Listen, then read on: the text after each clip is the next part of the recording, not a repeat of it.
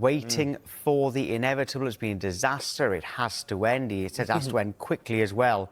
Jamie, I know you agree with that. Yeah, look, I feel like a broken record, and Jamie's right. It really is a disaster. It's been a complete nightmare for Man United, and ever since he's come in, I've not seen any type of improvement. And you could argue last season it wasn't his team, and he come in and he didn't really want the job until this season. But I cannot believe how bad they've been and how stubborn he has been as a manager. Like, I get it. At Sporting, he done really well. He played a system. He had the players that worked. But, you come into Man United, you come into the Premier League, it's a completely different ball game. And I just think he's out of his depth. He is out of his depth. It was too big of a step for him. It's too big of a job. And he's crumbled. And, when I watch him, the formation, I just don't get it. He hasn't got it for the players, the midfield. He's got no legs. You're trying to play Bruno in there, it don't work. But just the way he is as a manager as well is so emotional. He can't watch penalties. He sits in the dugout, he hides. He stands on the side of the pitch, and I'm not convinced that he really knows what he's doing.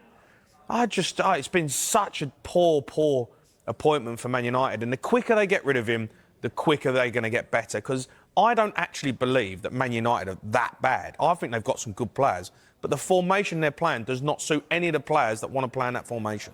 Our poll today on the Sky Sports News X page is, should Amorim get more time at Manchester United?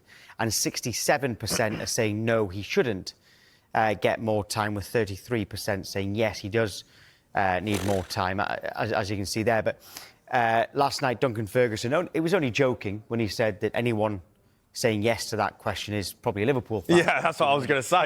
That was obviously a joke, but are you...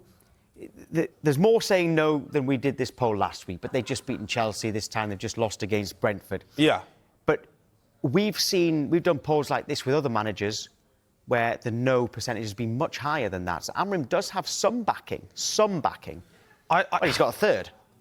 Yeah, but look, I think there's Man United fans out there who are sick and tired of seeing the change of managers, and it's just a rotation of the same old thing. Players come in and they're not good. It's excuses for the manager, though. There's always an excuse. Yes, he didn't want the job immediately. He wanted to take to the summer. It's the people above him who are the problem. Yeah. The recruitment's been poor. We don't know how much part of that he's had. Are they excuses or genuine reasons?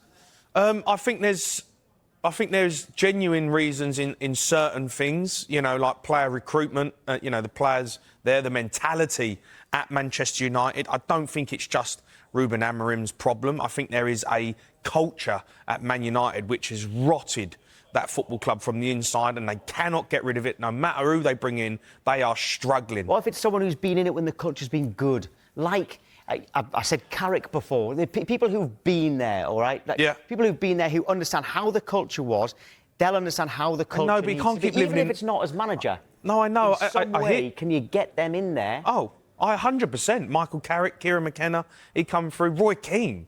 I mean, I'm amazed that no one has phoned Roy Keane and said, can you come in at Man United and be part of what we're doing here? Because he is... arguably Man United's greatest captain. He is a leader. He's unbelievable. When you watch him, he's ferocious. You listen to him when he walks into a dressing room. You're gonna listen. He's gonna lead by example. He's not gonna allow poor standards. I cannot believe that Manchester United have not phoned Roy Keane and said, maybe he can't be the manager, right? Maybe because he's maybe too hot-headed. I don't know, but they want someone in with maybe a bit more tactical now, so whatever.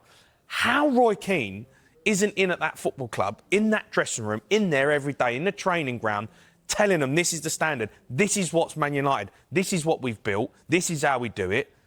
I cannot believe they've not done something like that. You're getting all these weak managers, all these weak mentality people in there, and I look at it and go, Man United, this is Manchester United. You're getting beat by Brentford at the weekend, 3-1. And it's not even a surprise. I cannot believe how far they've fallen. I cannot believe how bad the standards have got. And people just accepting it. Just accepting being bang average. It's Manchester United, the biggest club in the world, alongside Real Madrid. And they're terrible. Beyond terrible. Every time I watch them, I'm like, this can't continue. This cannot continue. What is going on? How is this allowed to happen? For me, they should be getting him. Roy, I'm sorry, I know he works for Sky and he's brilliant and I love him, but he needs to be at Man United. He needs to be in that dressing room saying this is the standard of this football club. And if you ain't going to be part of this standard, you're gone, out the door. This is the mentality we're having from day one when I come in here. Ruben Amorim's come in and he's binned off Rashford, he's binned off Garnacho. I'm trying to change the culture. He can't even watch penalties. Don't tell me he can change the culture of a football club. He can't even watch them take penalties against Grimsby.